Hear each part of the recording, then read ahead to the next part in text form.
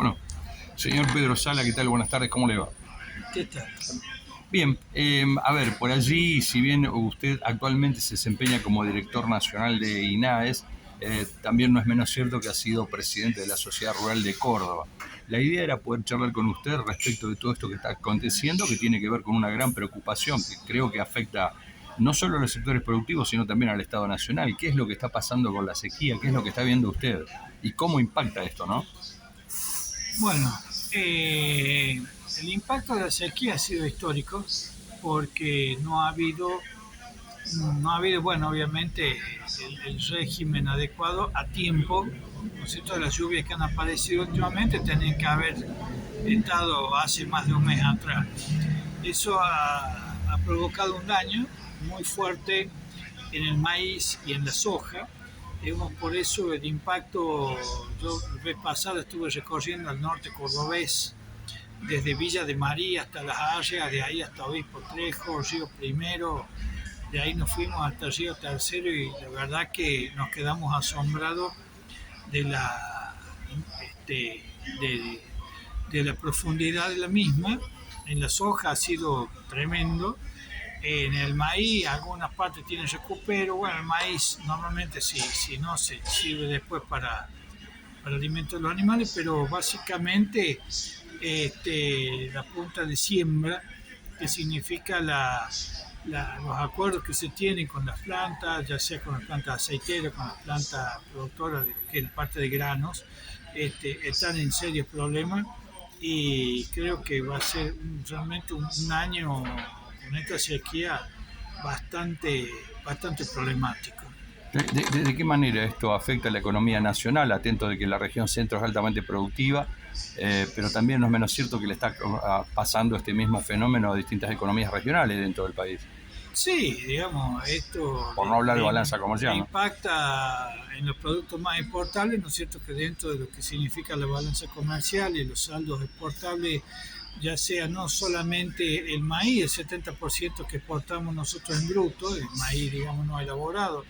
En cambio, en la soja, nosotros el 90% de la soja sale elaborada, ya sea vía aceite, somos el primer exportador mundial de aceite, de soja, envía harinas de soja y envía de lecitina y speller. Ahora, el impacto que tiene eso va para la parte de la agroindustria, porque digamos, se va a tener que importar soja de Brasil, de Paraguay, de Uruguay, para mantener trabajando las plantas aceiteras, digamos que son justamente el complejo agroindustrial más importante de América Latina y más cuando nosotros somos el primer exportador mundial, como dije recién, pero con el agravante de que solamente el 50% del aceite de soja en el mundo que sale al exterior se produce acá.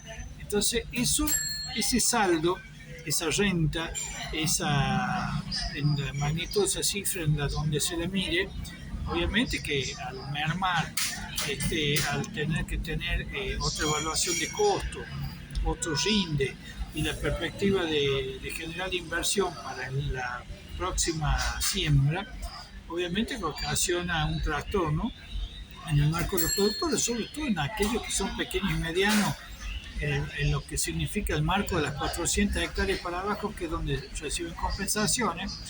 En Córdoba tenemos que eso impacta a un 30% de productores directos, porque el 70% de la soja que se produce en Córdoba se está produciendo dentro de los pools de siembra con regímenes de arrendamiento. Entonces, obviamente que allí hay más espalda financiera para quienes pueden soportar esa carga. Pero para un productor, como le digo yo, mediano chico, obviamente que es una cuestión problemática. Ahora, dentro del marco de la economía regional, como usted me lo pregunta, también tuvimos un impacto en la helada del 4 de febrero pasado, donde se cayó la fruta, digamos, le pegó mucho, sobre todo en el sur, y también acá en el interior de Córdoba hemos estado con productores del Valle de San Javier, allá entre la sierra, y se ha notado mucho también asimismo en La Rioja, Catamarca, ¿no es cierto?, con algunas otras, San Juan, Mendoza, han tenido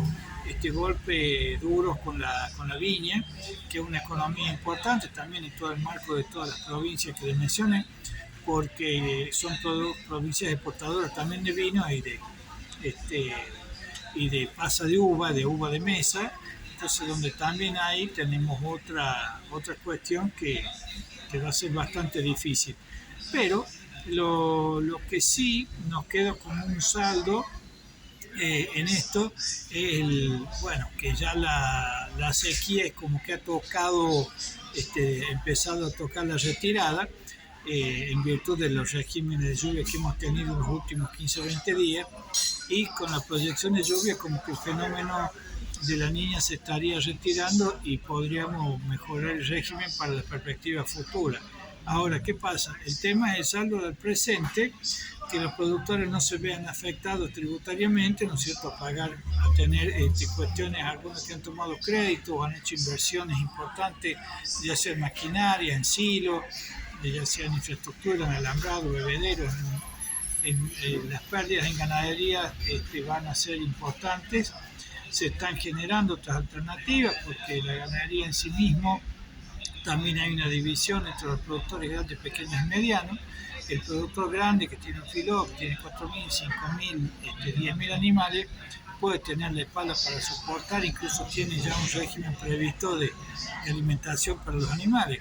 Ahora, el problema es el chico, que nosotros hemos estado visitando en el norte cordobés, y bueno, justamente dentro del marco de parte institucional de mi parte, como director nacional en el Instituto Nacional de Asociativismo y Economía Social, INAES, donde estamos tratando de que vayan formando sus cooperativas a modo propio y vayan generando propuestas y alternativas para ir superando esta crisis. Ahora, si mirándolo en números macro, ¿en qué tiene que estar preocupado el ministro de Economía hoy? Bueno, con esta postal, ¿no? Obviamente que el ministro de Economía está muy preocupado, está trabajando muy duro. Ha sido el ministro de Economía que yo le digo, igual que más vinculado, más cercano y que ha otorgado más soluciones al campo en los últimos años, pero por lejos, incluso como lo han hecho el ex ministro Julián Domínguez y Luis Basterra. Digamos, este es el gobierno del campo, este es el gobierno que más ha beneficiado del campo, cuando más el campo ha ganado y cuando más cerca está el gobierno, cuando el campo ha perdido. Entonces, en eso creo que justamente lo que fue el régimen de compensaciones, los créditos de promociones, donde se pudieron capitalizar con maquinaria, donde se refinanciaron deudas para aquellos que tomaron los créditos del bicentenario, que después les aumentaron los intereses de una forma abusiva en la política que hubo entre 2015 y 2019 contra la producción rural. Entonces creo que en eso es importante lo que se hizo, lo que se está haciendo, y obviamente la colaboración que hay de la mayoría de los productores que están cerca, porque digamos el diálogo, la propuesta, el trabajo que hay permanente entre los distintos grupos regionales de productores, justamente con lo que es la producción nacional, los avances que hubo y las mejorías notables que han tenido en calidad de rinde en algunos casos, sacando esta sequía que ha sido realmente espantosa, pero si lo vemos en la perspectiva desde antes de la pandemia, durante y en este momento, nunca un gobierno ha estado tan cerca del productor, solucionando, proponiendo y trabajando como lo está haciendo en este momento. Y respecto a aquellos productos que llegan a la góndola, que no son exportables, ¿de qué manera afecta al público consumidor? Bueno, ahí con respecto a la góndola tenemos 2 o 3 características que tenemos que verlas en forma parcelada. Porque lo que a nosotros básicamente nos interesa es que tengamos la posibilidad de poder generar un ámbito de cercanía, que se lo está haciendo y trabajando dentro de las economías regionales. ¿Por qué? Porque en esto a nosotros nos está dando la posibilidad de que generar mercados, de que los productores puedan asociarse, que puedan evadir la intermediación, que no es parasitaria. Entonces puede haber una política antiinflacionaria, y que obviamente con las cuestiones de la comercialización es donde se empiezan a tener problemas. Por otro lado, cuando usted tiene muy concentrado el mercado nacional de fabricación de alimentos en 6 fábricas, básicamente en 6 marcas, Digamos, esto es un nivel atípico, anormal, totalmente distorsivo del mercado y que provoca aumentos desmesurados mucho más allá de lo acordado y de lo que se ha venido trabajando. Por ejemplo, digamos, dentro del mercado de fiambres, dentro del mercado de aceite, el mercado de harina, los mercados de algunas empresas que vienen y firman y acuerdan y convalidan allí en el ámbito del Ministerio de Economía, de la Secretaría de Comercio, digamos, entonces los funcionarios pueden quedarse, entre comillas, tranquilos con que los empresarios se han acercado a un diálogo, a un consenso y a un acercamiento en pos de una política antiinflacionaria. Ahora, cuando vemos los precios en la góndola, digamos que suben las desmensuras con aumentos injustificables,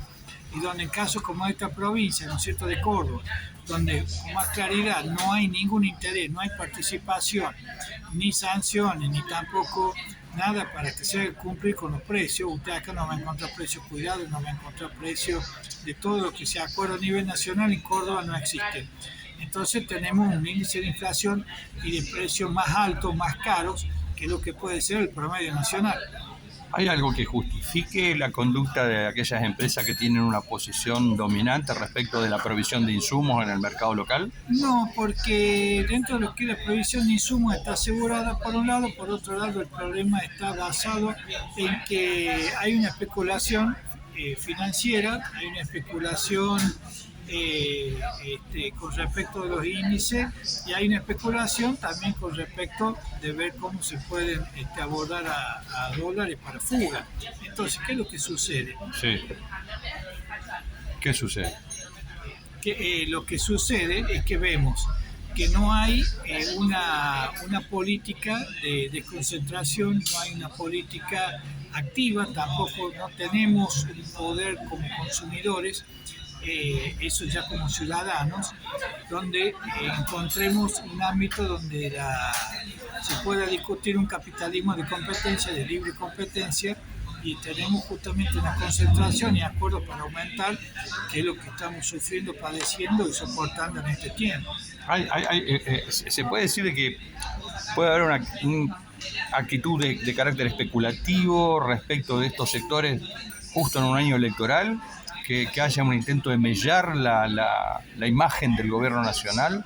Sí, absolutamente. Hay algunos sectores hoy día que están apostando entre comillas, golpear al gobierno con los aumentos de precios, que es algo que realmente molesta a la familia argentina. Sobre todo lo vemos con el aumento del índice de pobreza que ha habido, que está causado básicamente por la inflación. Porque usted me dirá, ¿cómo puede ser que tengamos semejante índice de pobreza cuando tenemos un excelente nivel de crecimiento económico, un excelente nivel de empleo y de empleo formal, de empleo acordado, pero con salarios que, ¿no es cierto?, mes a mes se van cayendo?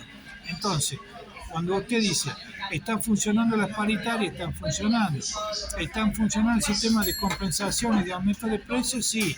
Ahora, el tema es, si nosotros estamos viendo que se está haciendo todo eso, vemos en todas las esquinas, en todas las cuadras, en muchísimos comercios, en industrias, en los diarios, digamos, la cantidad de empleo que se está solicitando, ya sea para trabajadores calificados, para trabajadores no calificados, para menores de edad, incluso hasta para gente más grande. Entonces, ¿qué estamos viendo? Que estamos en una situación donde el empleo no es hoy el problema.